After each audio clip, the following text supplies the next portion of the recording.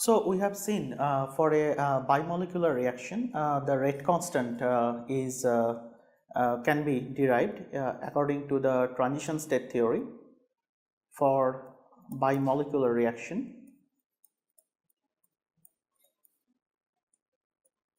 and that we found as if you remember that it's a bimolecular elementary reaction, something like A plus B, and the assumption was that we have a transition state in between, and that is giving the product, and then the rate constant was found using the Eyring equation was kBT by H, and then I have the ratio of the partition function of AB dagger divided by A and B. I was using probably small q notation,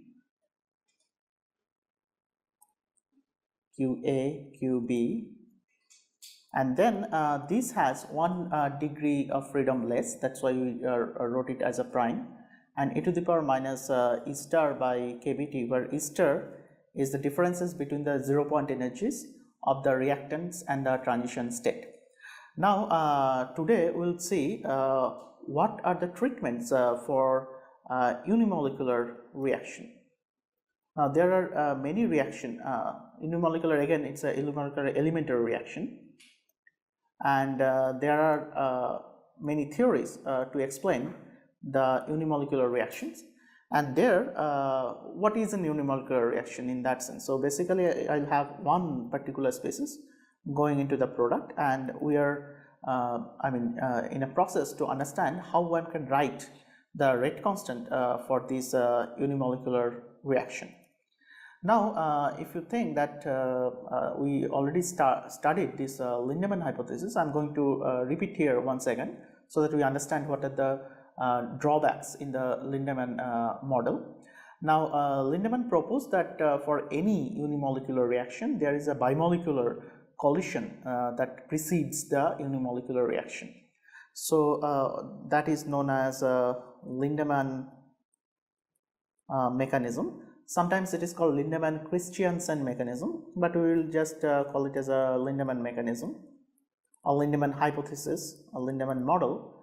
So Lindemann said that for any unimolecular reaction you will have a collision of the molecule with something, some other gas molecule. This M can also be the wall of the container, and then you first form an energized molecule, and then this energized molecule subsequently gives rise to the product.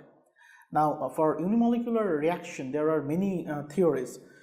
For example, there were people hypothesized initially that the radiation or the black body radiation from the wall of the container actually causes the unimolecular reactions to happen, because the question was, if a molecule is there, what is the process of activation first, because it has to cross certain energy barrier for the reaction to occur. Now one of the theories, or one of the examples of unimolecular reaction, a very nice example is cis-to-trans isomerization. Now here cis goes to trans, and depending on the system, trans can also give you back the cis isomer, and these are actually called true unimolecular reaction, in the sense that you have really one particular molecule and it is giving you the another particular molecule. In this case the molecules are isomers. Now the question is, if we have two process, so I have a bimolecular process and then which is followed by a true unimolecular process, how one can write the rate constant, and that already we have seen or in many cases. So we'll use the steady state approximation here, and using the steady state approximation for the intermediate. So the intermediate here is this energized molecule for the intermediate concentration. Then we can say that the rate of the unimolecular reaction, overall rate, that we have again derived when we discuss the reaction mechanism, and you can actually go back and have a look at those lectures. So that will be nothing but equal to K1 into K2 times A into M divided by K1, it will be K minus 1, not K1, K1 into M plus K2.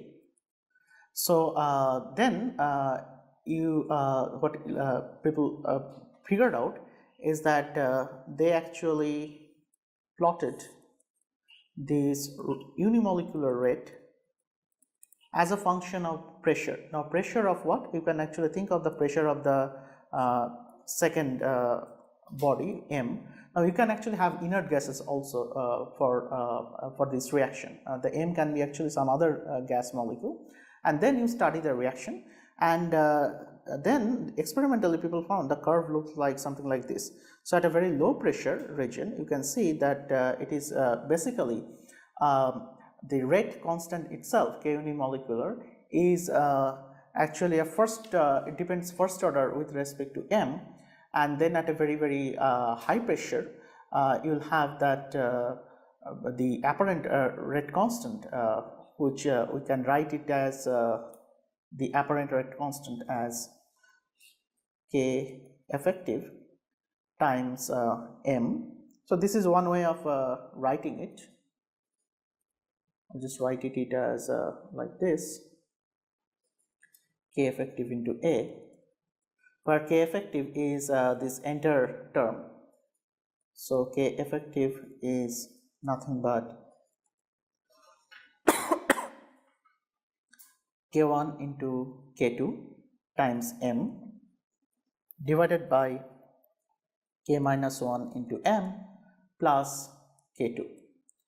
Now the question is, this is an effective, again effective rate constant, and it will have its high pressure and low pressure limit, and then as is apparent from this equation, that if you have in the low pressure regime, so you can think that the concentration of M will be much small, so K minus 1 into M, that term will be much smaller than K2. So what you will have is that the effective rate constant will be something like K1 into M.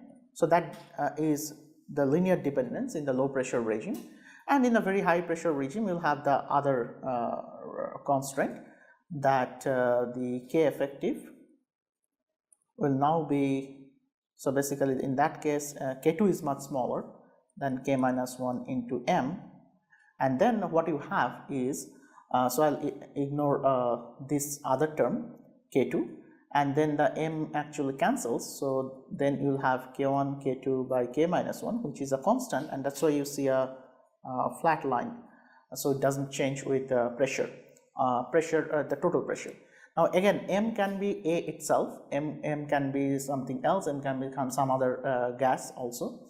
Now so if it is actually some other gas or the A itself, then I can actually represent the concentration of M as just pressure. So this x-axis is nothing but some textbook actually write it as just pressure. Now so this is basically the unimolecular reaction kinetics at a very high and very low pressure regime.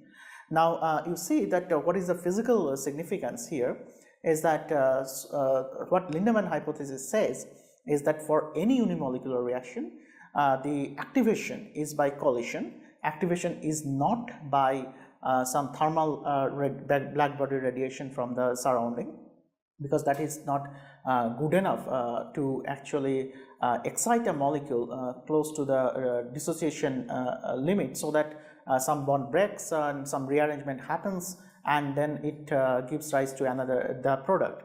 So collision is necessary.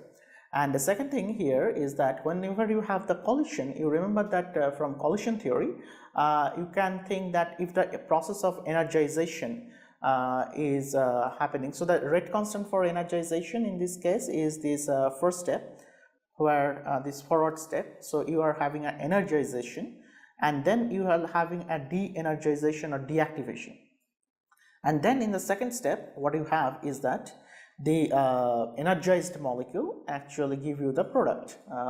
Now think about it, like if I have a small pressure, if I am working in the small pressure limit, so there a collision is happening, and I produce some ester molecules, but these ester molecules have a little chance to get deactivated by collision again.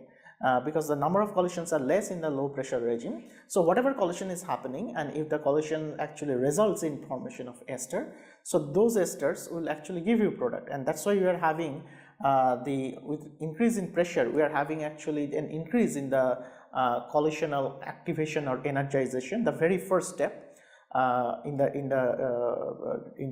equilibrium, the forward step in that equilibrium. But if I actually increase the pressure too much, then what will happen? These ester molecules will also collide among themselves and as well as with other molecules, and they get collisionally deactivated.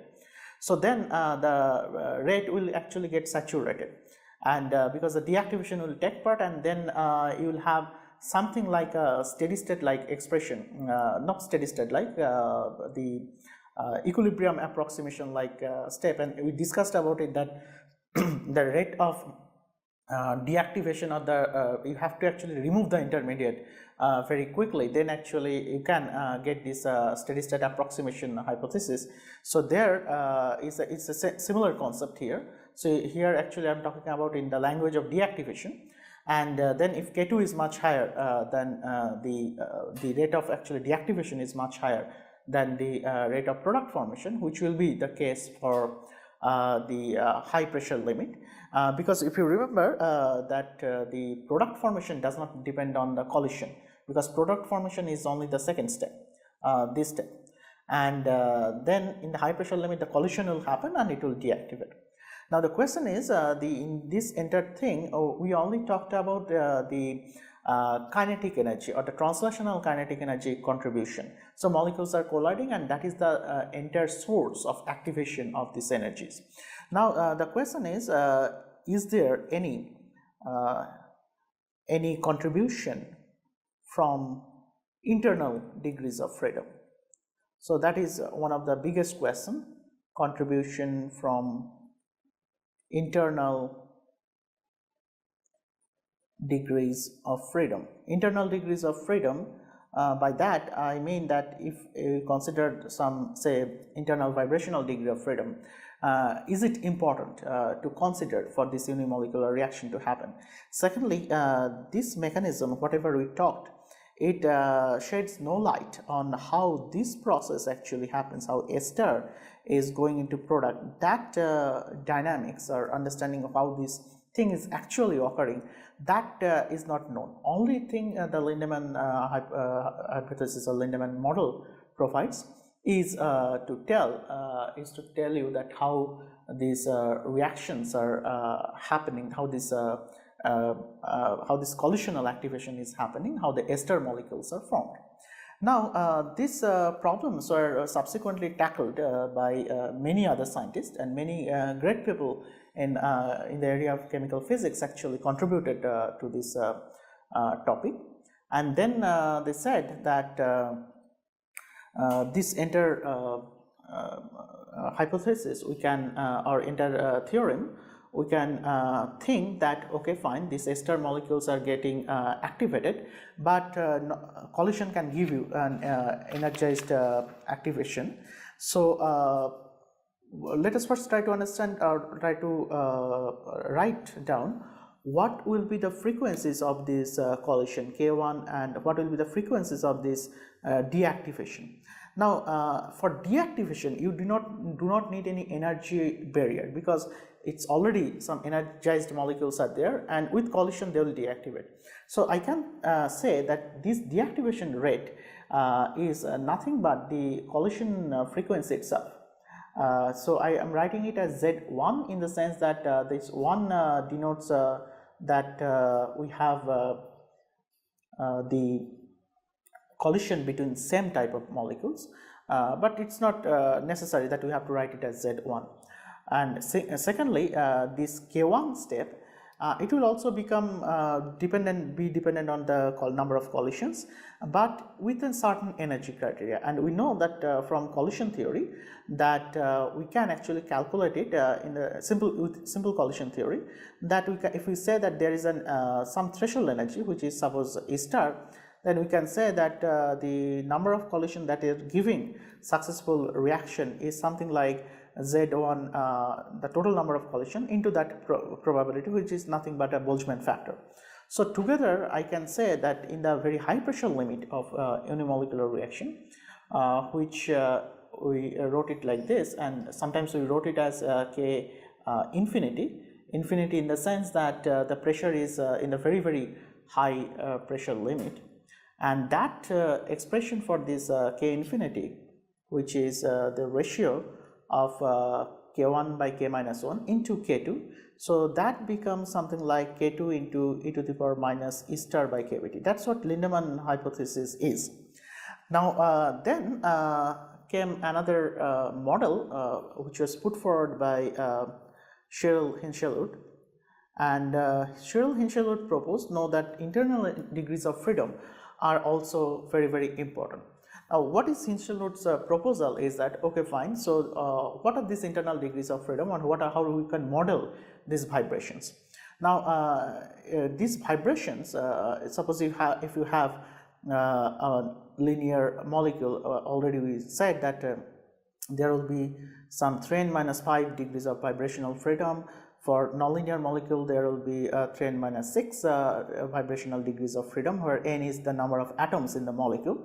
Now, all these vibrational motions or all these vibrational oscillator, I mean, you can actually think that this vibrational motion are very much harmonic in nature. Now, truly, you cannot actually have any harmonic motion, because a harmonic oscillator, if you keep on putting energy, so the energy will actually keep on increasing, and if the bond behaves like an harmonic oscillator, it will never break. So in order for the bond to break, it has to be anharmonic, something like that, so that if I actually reach this much energy, I see that the potential is not actually a bound potential, and it should now break. So in this axis I am plotting the energy, and this axis I am plotting the equilibrium bond distance, and that we already discussed that if I excite I mean give this much amount of energy, that we call as D0, it's dE, sorry, and if I consider the actual energy which is calculated from the 0 point energy, that is known as D0. So that amount of energy if I put, then the bond will break. Now in a molecule, you might have many different vibrations. Of course, there are many different vibrations, and you can have actually different bonds, and one of them might be very weak, meaning in the sense that suppose the way I have drawn it, so this is for one particular bond, but another bond can be very weak, for which the actual dissociation energy which you need could be much smaller. So the idea is that when you actually energize a molecule which has many bonds or many vibrational degrees of freedom, then first the energy gets randomized among the all vibrational modes, and then the weakest bond breaks, and that will form our the starting point for the next level of theory, which is known as the RRK theory. But before that, what we are discussing right now, the Hinshelwood mechanism, that also basically provided the necessary concept for developing the RRK theorem, where Hinshelwood said that we know that this is actually an anharmonic problem, anharmonic oscillators. Every chemical bond have to break, and then it cannot be an harmonic, cannot be modeled as an harmonic oscillator.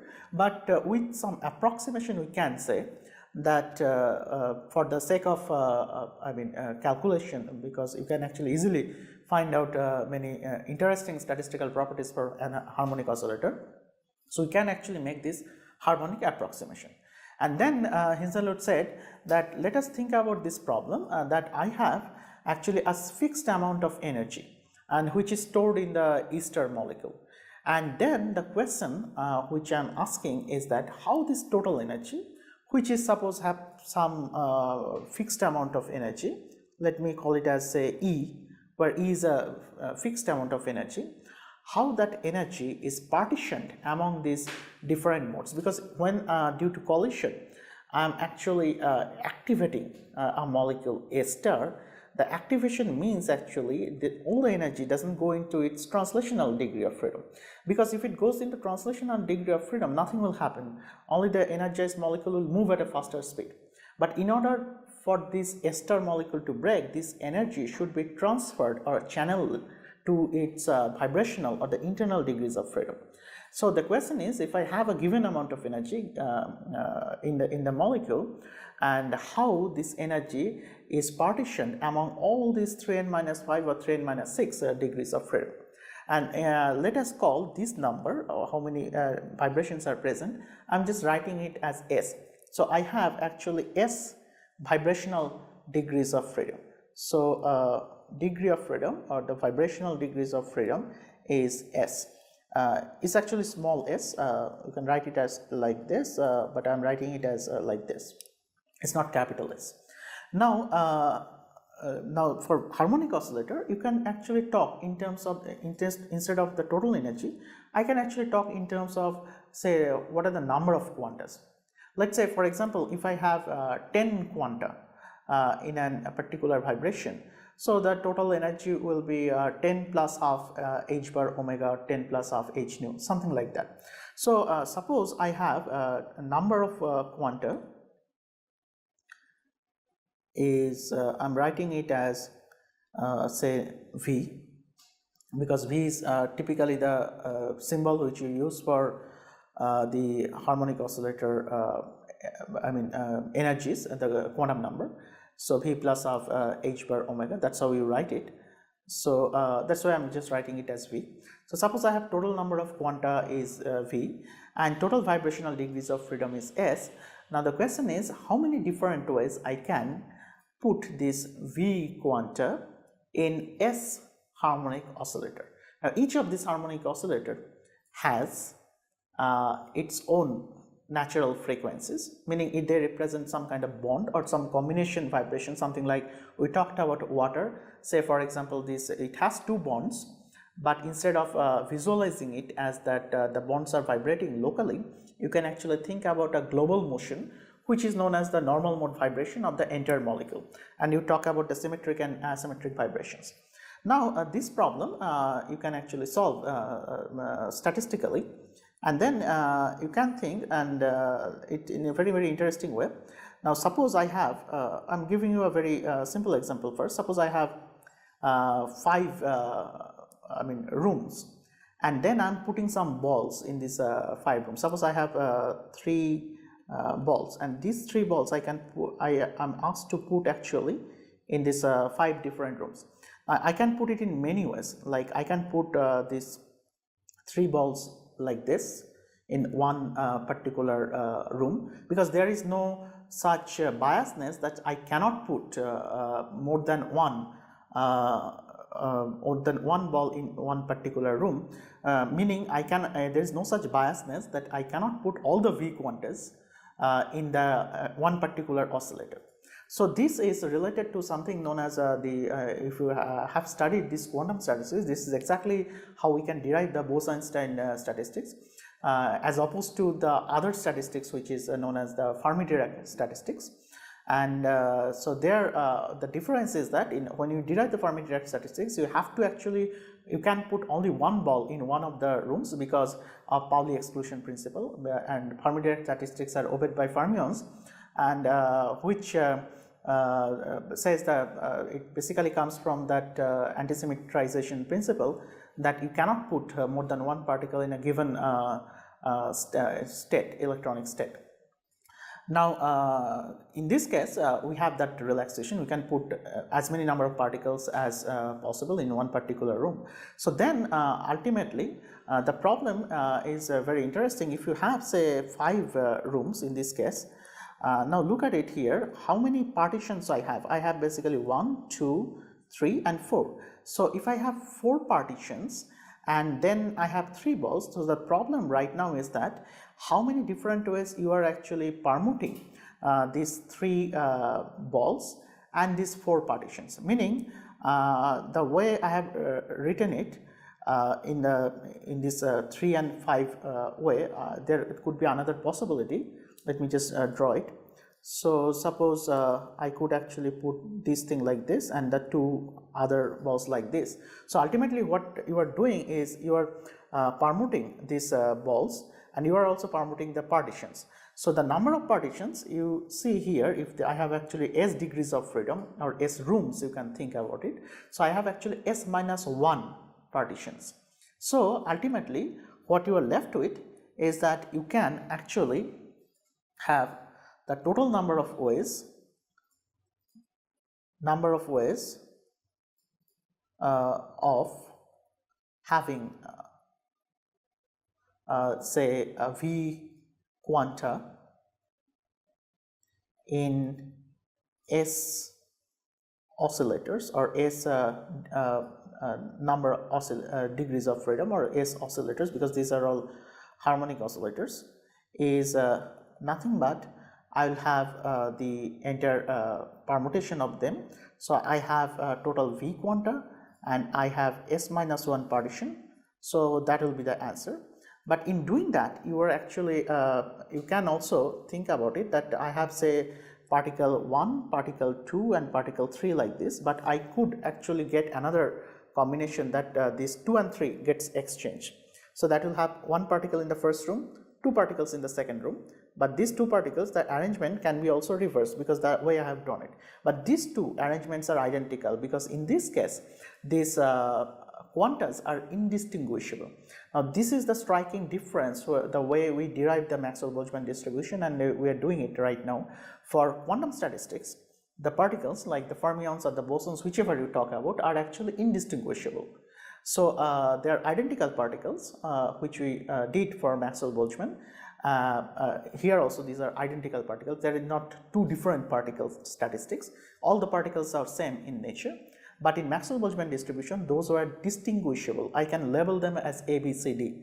If you remember the lecture, so that's how we developed this distribution function, which we did not derive properly, and we gave some hints, and we gave we derived it in the lecture note.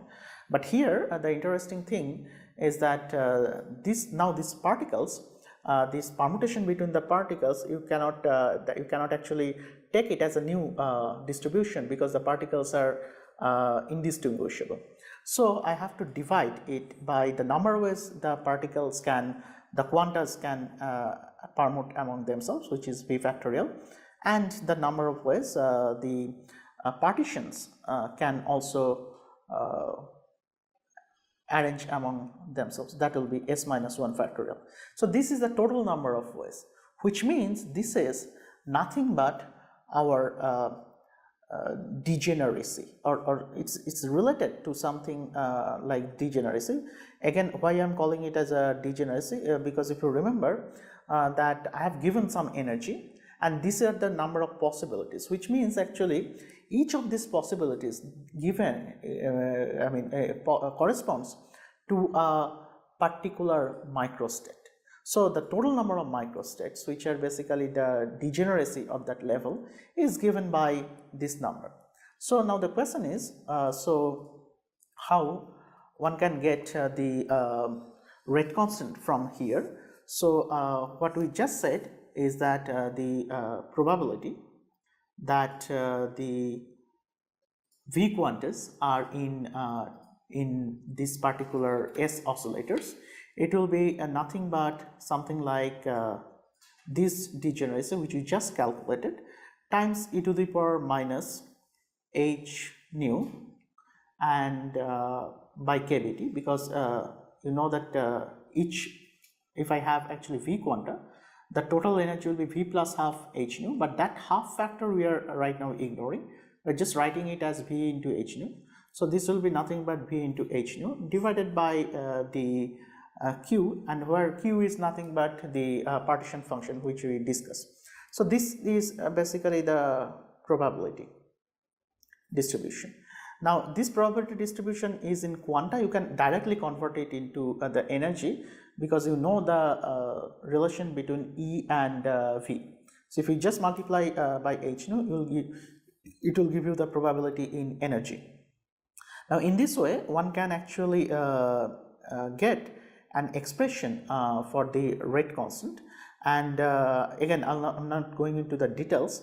So what Hinshelwood showed is that for the deactivation process, the collisional deactivation process, you can actually find that in the high pressure limit it will be dependent on the Z, which is basically the again we are writing it in terms of the unimolecular rate constant that you remember. So this deactivation process you can actually show that will be nothing but, I'm writing the final expression, E0 by kBt raised to the power s minus 1 into e to the power minus E0 by kBt, where this E0 is basically a minimum energy that you require for the reaction to happen, or we were using actually the epsilon star notation. So either notation is fine. Epsilon star by kBt, minimum energy required for reaction to happen. So this you will get for the de-energization path. Now how we get this relationship? Now basically, if you remember, there was a collisional activation step, and now we are writing the collisional deactivation step. This will be the collisional activation step, not the deactivation.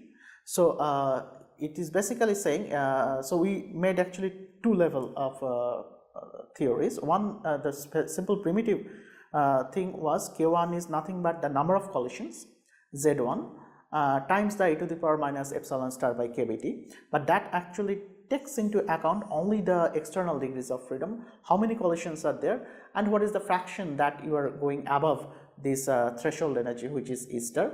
And then Hinshelwood said, no, actually there are also internal degrees of freedom involved, and if you take into account of all these internal degrees of freedom, you can show that this your G nu, I have already showed you like partly how one does it.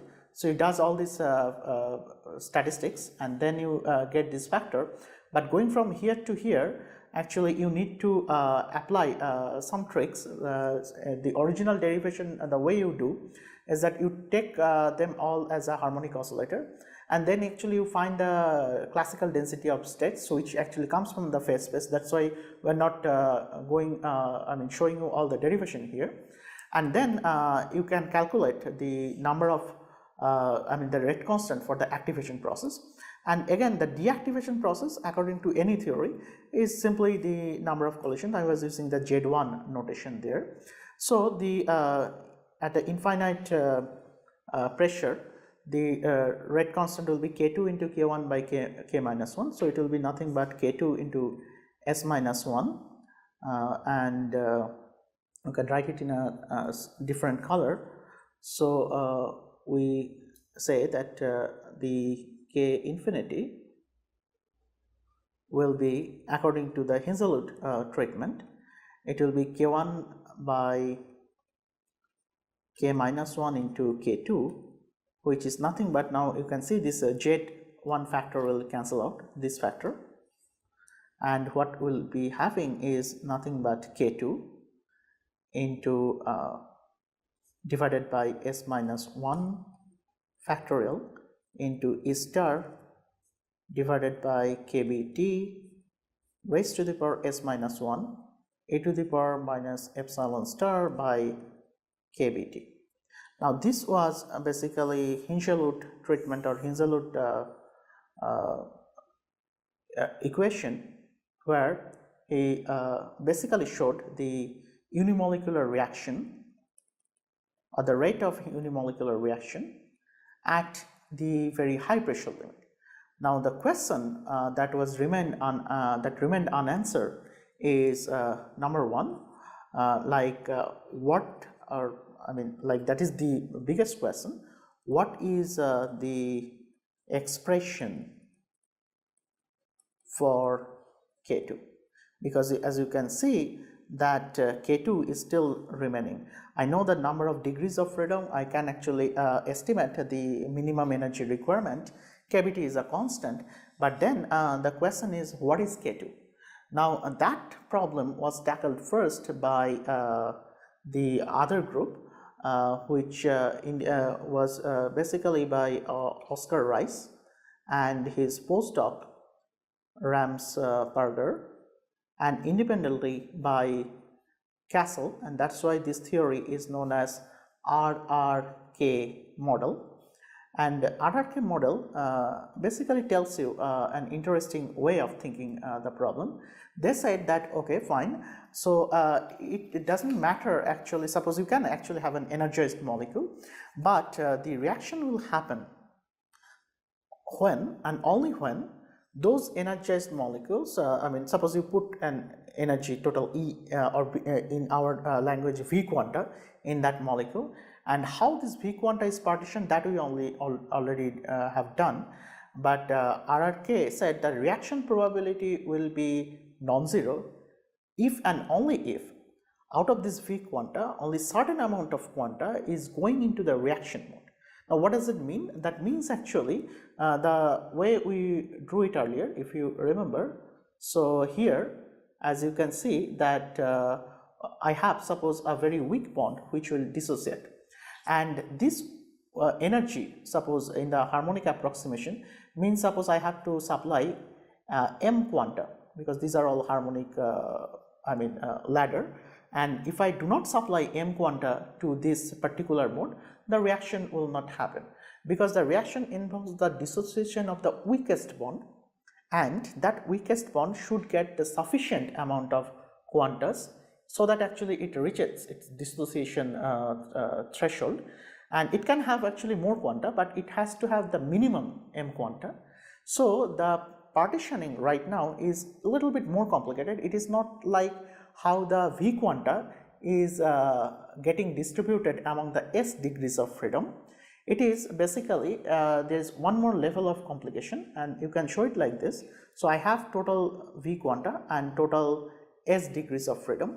So out of this V quanta, what I am saying is that the M quanta is going for one particular degree of freedom, which is the reactive degree of freedom, and suppose that has a frequency which we are calling as nu dagger. In with the similar, we are keeping it the similar notation for the bimolecular reaction, and then all this V minus m quanta for the rest of the oscillators. And if I have one particular oscillator which I have already considered, so for all s minus 1 degrees of freedom, or s minus 1 modes, harmonic modes. So that way we have to now partition. Now that probability you can also calculate, and in this case it's a similar way.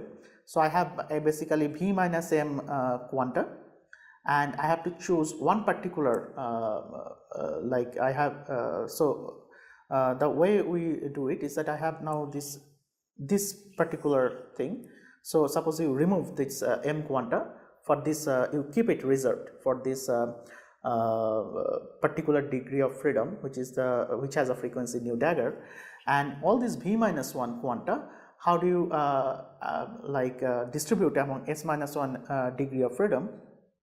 Now that requires some calculation. You can ask this question, why I'm writing it as s minus 1, why not as s minus 2? So because I have actually s minus 1 degrees of freedom, and considering our partition thing, it should be s minus 2, but the reason here is that it is basically a joint probability, because you have a probability of having this m quanta for this particular mode, and that will also have a probability, and that will be multiplied by this probability which you are doing, and ultimately when you do all these maths, you will get something like that, the v minus 1 factorial and s minus 1 factorial. But this is basically the fraction in which actually this m quanta is going into this reactive mode, otherwise the reaction will not occur. And then you have to take the overall probability, which means what is the probability independently that this v quanta is going into S oscillator. So what that we have already calculated. So it is v, it will be it is v plus S minus 1 factorial, v plus S minus 1 factorial into v factorial into S minus 1 factorial.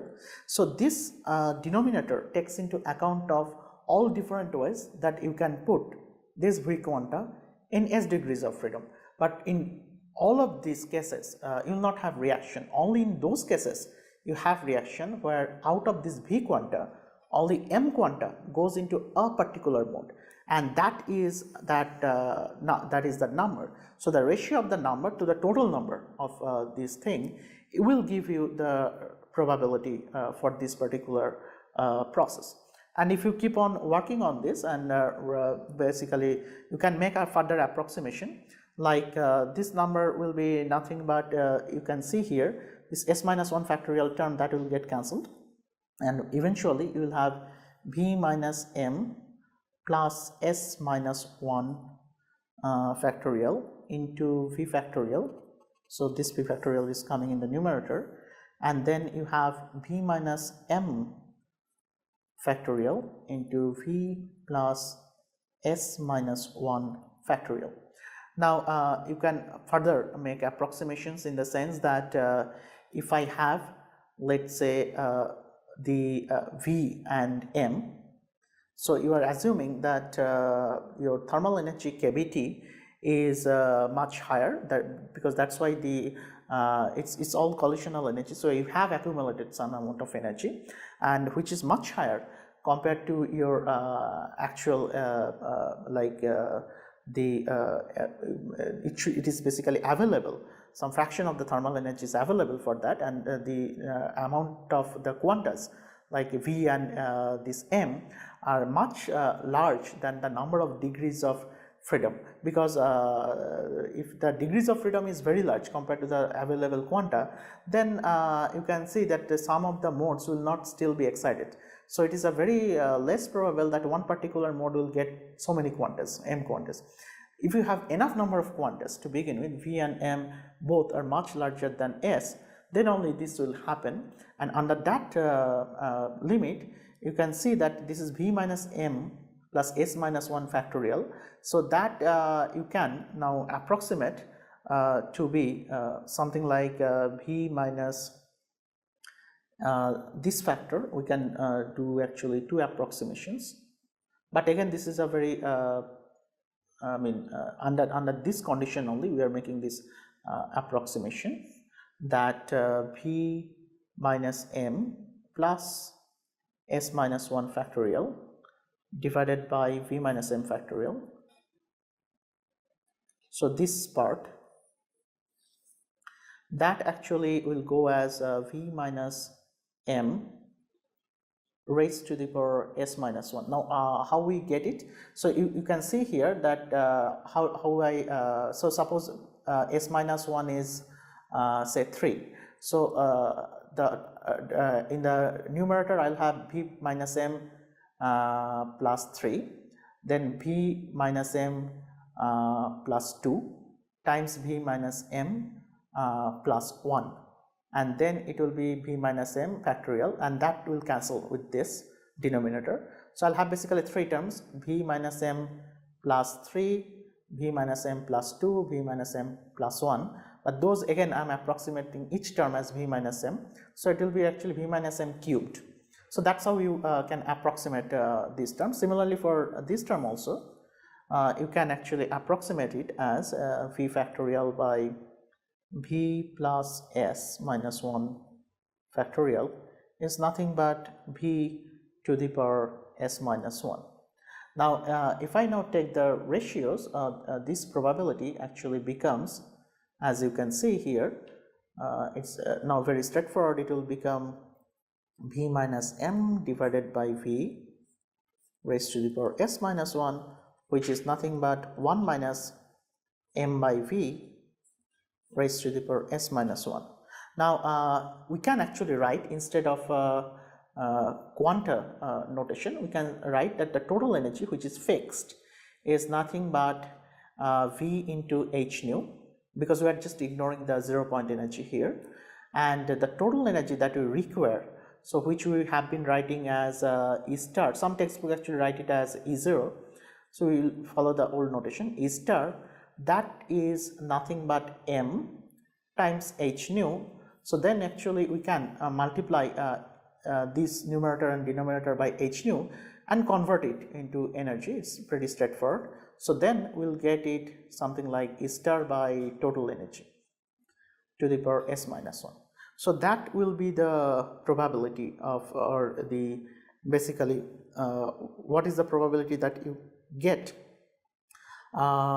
this, let me just write it very carefully, the notation wise. It is actually a probability, something like Hinshelwood calculated, but this probability is slightly different in the sense it says that a particular oscillator which for which the energy, the frequency is nu dagger, that actually exceeds the E star, the threshold energy, and for which E star is basically equivalent to the m quantities. That probability we calculated. Now this is basically the probability that the ester molecules, so the difference between the earlier one, which is the Hinshelwood one, is that how the ester is how the internal degrees of freedom is partitioned in the ester. But in RRChem they said that ester will give reaction, or the reaction probability.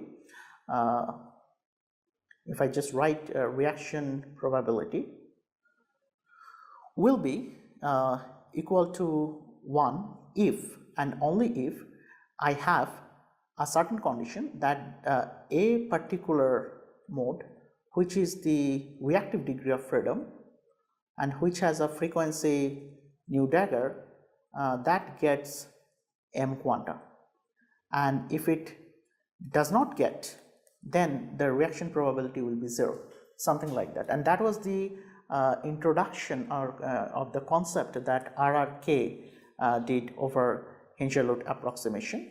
So, and what Hinshelwood did is basically talking about the internal degrees of freedom. That was a great advancement, thinking in terms of you were talking about only translational degrees of freedom to the internal degrees of freedom, and then you calculate the reaction probability. Now the question is, fine, so those ester will react, but then I have still a problem that, okay, fine, so the ultimately the reaction probability will be K2 times this probability, which you just calculated. It's a function of energy actually, but what is the unimolecular rate then?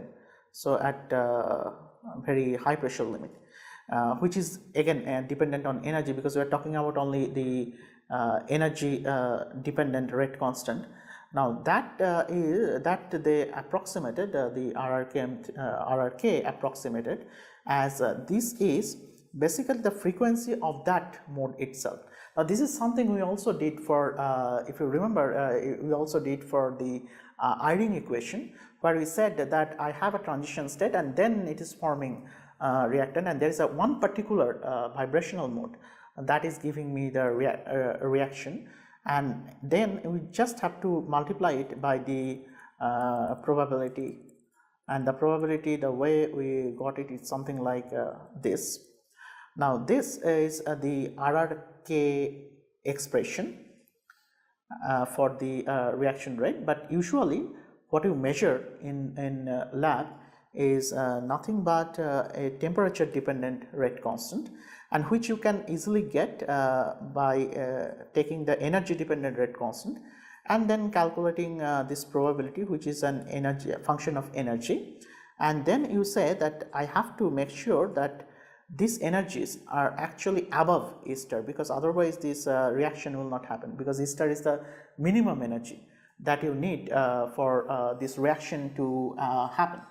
So because otherwise if everything is below E star, then the m quantas, there is no question that there are m quantas, there is less than m quantas, and there is no chance that this one particular degree of freedom will get n quanta, because there is no m quanta to begin with. So finally if we do all this integration, again we cannot show it because it's beyond the scope of discussion. So you will get the RRK rate expression. It's a very simple rate expression. You will see that it will be something like a nu dagger into e to the power minus E star by kBT. Now what we basically found going from this collision theory, which is the Lindemann theory, to this theory is very interesting. And in the collision theory says that it is basically the number of collisions. Remember, there was K2 here, and here actually they are saying no, actually it's not the K collision theory itself. It is basically the number of vibrations, or the vibrational frequency, times the energy criteria, and that is giving you the RRK rate constant. Now the final modification was done by Rudy Marcus, and who modified this RRK theory, and that's why this theorem is called RRKM theory. Now again, RRKM theory is beyond the scope of our discussion, but what Marcus did is very interesting. I think I'll just tell you the salient features what Marcus did. And he said that, okay, fine, in up to RRK, you are assuming that I have an A star, and I calculate the probability such that, there is a probability such that one particular degree of freedom has an energy which is more than, at least equal to or more than this m quanta or E star energy, and that is giving you the reaction, that is giving you the products. But what Marcus did is Marcus assumed that there is some kind of transition state, just like a bimolecular transition state, that exists before actually A star gives you the product. So in a sense that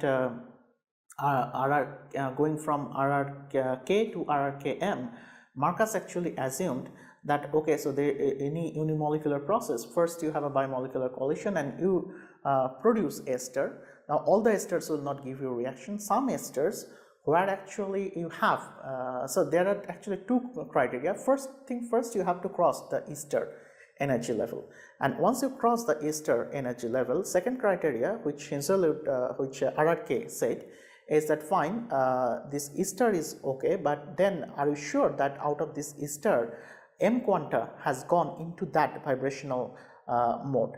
So that RRK calculated.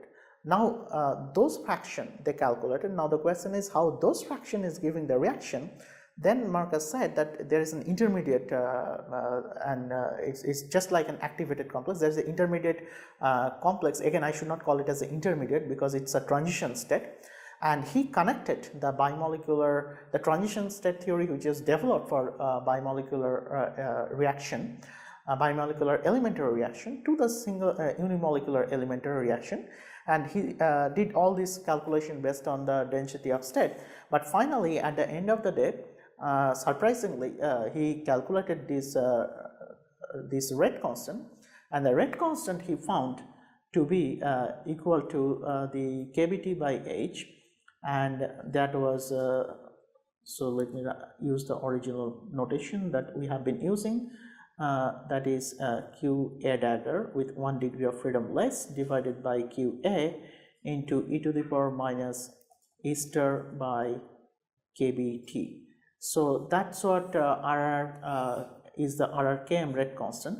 And now you see the striking similarity with the bimolecular rate constant or the transition state theory, which actually says that we have QA into QB because that was bimolecular, and this is unimolecular, that's why you have only one species QA, and otherwise it's exactly the same thing. Now we cannot show it again because it involves a lot of understanding of the classical statistical mechanics, which is beyond the scope of discussion, and a lot of understanding of the classical phase space, because if you remember I told that this transition state theory is inherently a classical theory, because it is basically transition state corresponds to a saddle point in the coordinates in the potential energy surface, which is actually has a very precise momentum and position, which means it has to be a classical theory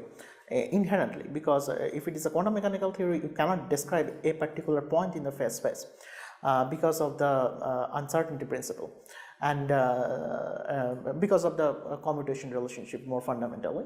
And then this RRK and RRKM theories are, particularly the RRKM theory, is also based on very much classical kind of description, where the way we have derived it, if you remember that we are writing it as a all these factors as basically summation, like I have this n quanta, we are distributing it, and we are talking about the permutation and combination.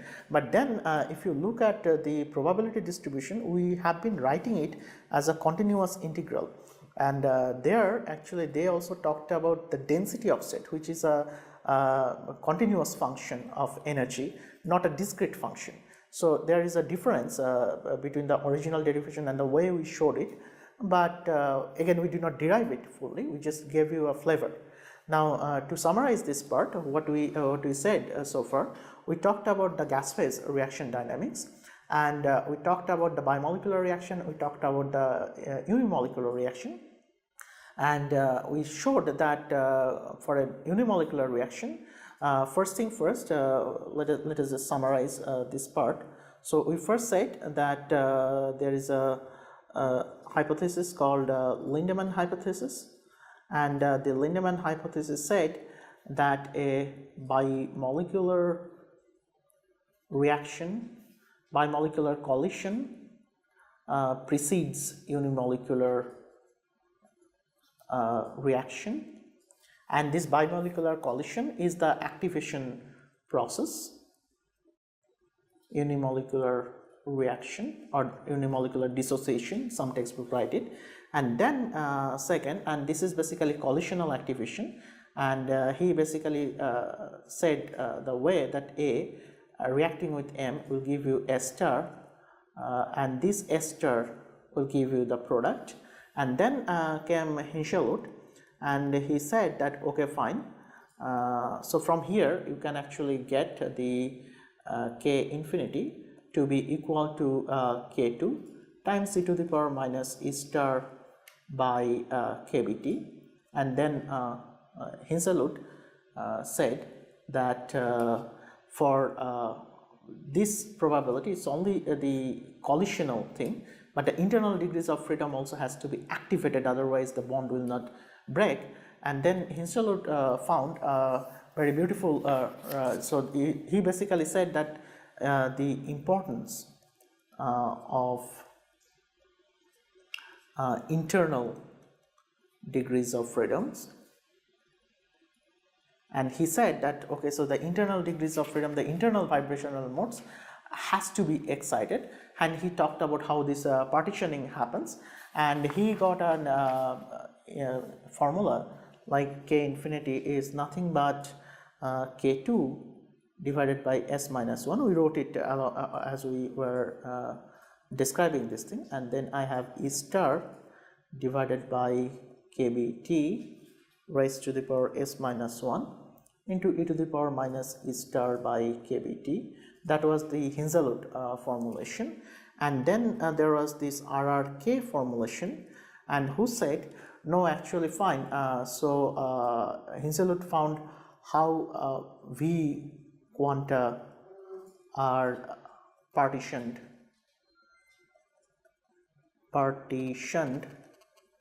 among S oscillators. That's the question he asked. And then RRK said it is similar thing how this thing is happening with the constraint or with the criteria that a particular oscillator among this S oscillator gets M quanta, otherwise the reaction will not happen. And this particular oscillator, they said, have a frequency new dagger, and they got unimolecular reaction rate, which is very interesting, which is nothing but the frequency of that particular oscillator times e to the power minus E star by kBt. Now in Eyring equation, you remember that we took it as new dagger, but this new dagger actually eventually cancelled out. So you do not need to actually explicitly use this formula new dagger in your calculation. And then fourth thing was RRKM, and he said that a transition state exists between these S star, which are giving reaction, which has actually not only V quanta in S degrees of freedom, but also M quanta in that particular reactive degree of freedom. And those esters, when they are going undergoing reaction, they actually go via a transition state, and that gives you the product. And then Marcus found that this exactly reduces to the Eyring-like equation for which was developed for bimolecular reaction divided by QA into e to the power minus E star by kBt. So RRKM theory actually connects the bimolecular reaction dynamics with the unimolecular reaction dynamics, but these were all developed in the gas phase. So we'll give you a brief introduction on how the reactions happen in solution based on our old understanding on the transport phenomena, particularly the diffusion, which will be most important thing to discuss. Thank you.